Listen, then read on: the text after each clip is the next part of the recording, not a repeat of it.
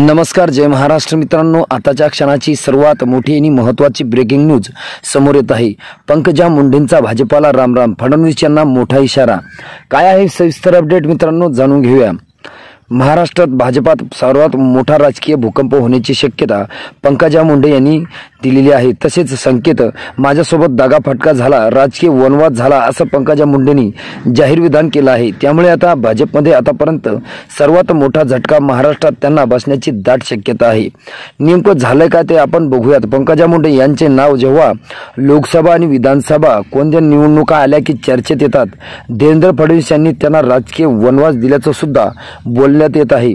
पंकजा मुंडे यांनी राज्यसभेच्या निवडणुकीसाठी चर्चा होत असताना तसा प्रश्न देवेंद्र फडणवीस यांना विचारला असता त्यांनी अशी कोणती चर्चा झालेली नाही असं सांगितलं। त्यामुळे पंकजा मुंडे येणाऱ्या निवडणुकीच्या अगोदर काय निर्णय घेतात याकडे सगळ्यांचं लक्ष लागलेलं आहे, कारण त्यांना प्रत्येक वेळी देवेंद्र फडणवीस यांनी डावललेलं दिसत आहे। त्यामुळे पंकजा मुंडे यांनी जाहीर विधान केलं की माझा राजकीय वनवाद चालू आहे व माझ्यासोबत अन्याय झालेला आहे। त्यामुळे आता महाराष्ट्राला भाजपमध्ये फूट पाहायला मिळू शकते।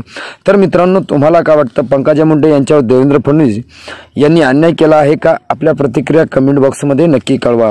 तुम्ही जर आमचं चॅनल अजूनही सबस्क्राइब केलं नसेल तर सबस्क्राइब करा, बेल आयकॉन प्रेस करा। भेटूया पुढच्या व्हिडिओमध्ये। तुर्तास धन्यवाद।